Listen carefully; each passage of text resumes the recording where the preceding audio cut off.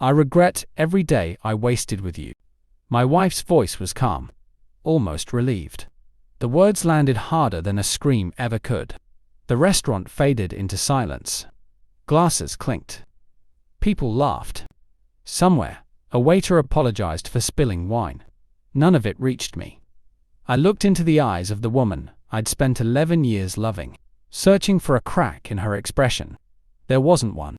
She stood, picked up her purse, and gave me a smile so empty it felt rehearsed. I should have left years ago. Then she walked away. I didn't call after her. I didn't beg. I simply removed my wedding ring and placed it beside the untouched dinner. For the first time in years, I chose silence. The divorce papers arrived 3 days later. No apology. No explanation. Just signatures waiting for mine. I signed every page without reading a single line. If she wanted freedom that badly, I wouldn't become another excuse she could blame. A week passed. Then, just after midnight, someone knocked on my door. I almost ignored it. When I opened it, my wife's best friend, Emma, stood on my porch. Rain soaked her coat, but it wasn't the weather that made her shake. It was guilt. "I shouldn't be here," she whispered, "but you deserve the truth." She placed a small flash drive in my hand. "I can't carry this anymore." Before I could ask a question, she turned and disappeared into the darkness.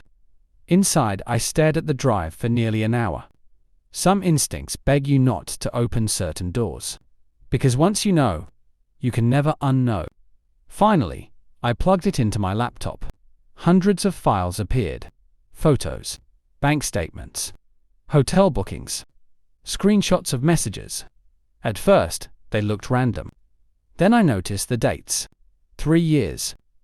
For 3 years, my wife had been living a second life while sleeping beside me every night. My chest tightened, but I refused to look away. One message stopped me cold. "As soon as he gets the inheritance, we're gone forever."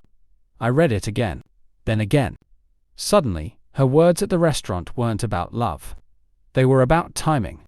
And for the first time, I realized our marriage hadn't ended that night. It had been dead for years. I had simply been the last person to attend its funeral. I didn't sleep. I copied every file onto 3 separate drives and called my attorney the next morning. By noon, every shared account had been reviewed. Every financial document was secured. I hired a forensic investigator, not because I doubted the evidence, but because I wanted proof no one could dismiss. Outwardly, I stayed calm. Inside, every memory was being rewritten. Our vacations, her birthday surprises, the nights she cried in my arms. Every moment now carried a different meaning. The investigator confirmed what the files had suggested. The man wasn't just her lover. He had been helping her move money through fake business expenses while they waited for my late father's estate to be finalized. They hadn't been planning a new life. They had been planning mine. Fortunately for me, my father had taught me something years earlier. Never leave tomorrow's security in today's emotions. Months before his death, he convinced me to place the family inheritance into a protected trust that no spouse could claim. My wife never knew. She believed everything would eventually belong to us. She was wrong. I agreed to meet her one last time. She arrived wearing the perfume I had once bought her for our anniversary, a familiar weapon. She smiled carefully. "I've had time to think," she said. "Maybe we were both unfair." I slid a folder across the table. "Read." Her confidence disappeared page by page.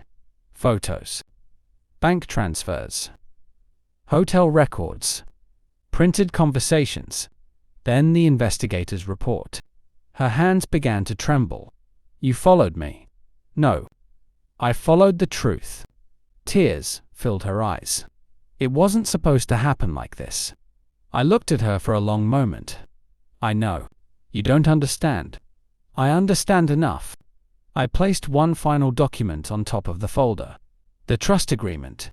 The inheritance she had waited 3 years to steal had never been within her reach. Not yesterday. Not today. Not ever. Her face emptied.